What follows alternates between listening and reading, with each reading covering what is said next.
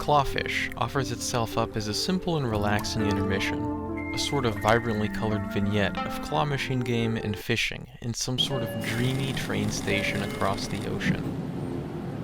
It promises 3 different machines with a total 23 variety of fish with a full game experience of less than 1 hour. How does it fare? Before we get too deep into this one, I'll go ahead and say that my channel usually covers more specifically pirate-themed games. However, we're taking a very small detour outside of the 17th century sailors in funny hats on big boats, though of course still retaining the common theme of tropical blue waters. Next week we'll get back to the scurvy dogs and away from this contemporary landlubber stuff. Feel free to sub if you don't want to miss it. Clawfish is a small arcade simulator with a focus on colorful atmosphere. It was released on June 11th, 2021 by solo developer David Zarnowski, with music by Robert Kilpatrick. Its self-description is self-aware and explicitly labels itself as having a game time under 1 hour.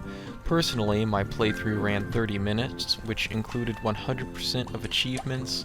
Total playtime after recording footage for this video will likely also still be under 1 hour.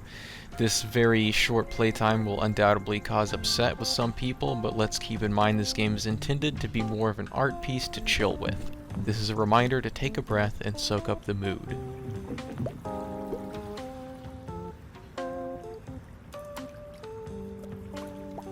The game begins when you take your first step off of a train onto Clawfish Station after a brief dialogue introduction. From here, you're prompted to release all the fish and get on the train. Exploring the immediate area, there are a few interactables in the form of rocks to skip, benches to sit on, 8 hidden buckets with fish to release, and several flyers posted to the wall. The flyers plastered across various walls mostly present small anecdotes about advertising, your favorite beer, an overly sweet coffee brand, etc. There are a few small messages that I'd consider lore, such as the maintenance worker marking his vacation and then never returning.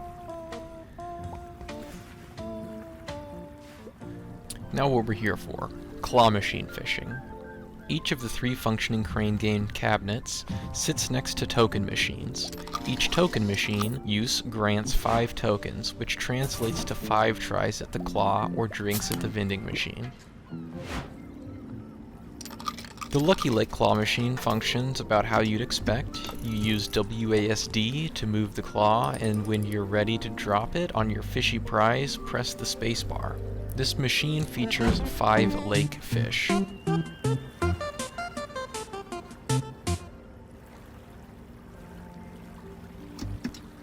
Hopping on the boat, located just a few feet from Lucky Lake, we can sail over to Wild Wetland.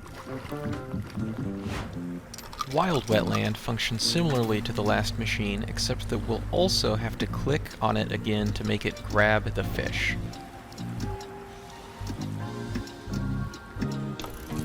This machine features a total of 8 wetland fish.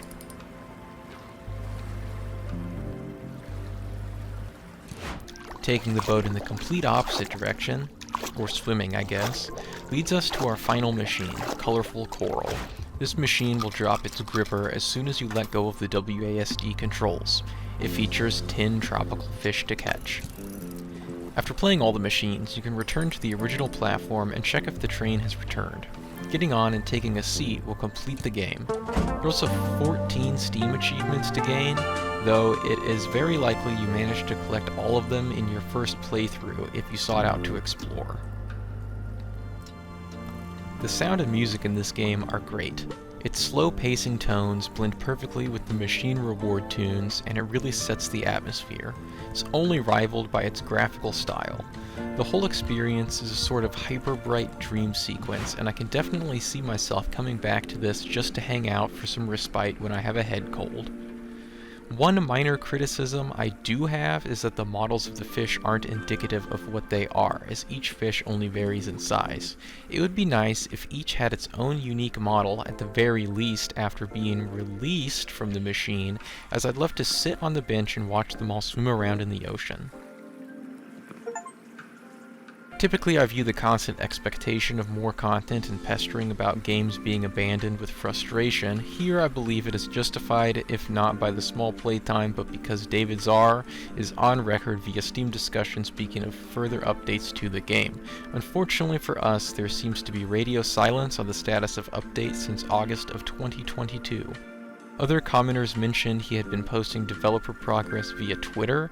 As of looking now, this seems to have been scrubbed offline, but I don't use Twitter, so maybe I just can't see it.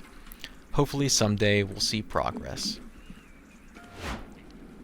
During the end sequence, I did experience a bug where I sat down in the train and had been ported outside. This did not impact the gameplay in any way, though having a bug like this did tarnish the overall experience, as this game is a paid product. Currently, Clawfish sits at a price of $2.99, with frequent 50% discounts to $1.49. In my opinion, it's worth it at the price, given you understand and expect what this game is. Overall, I enjoyed my experience with Clawfish, and its biggest downside is that there isn't more of it. I hope someday, at the very least, it receives updates, or maybe even a sequel with a more grand scale.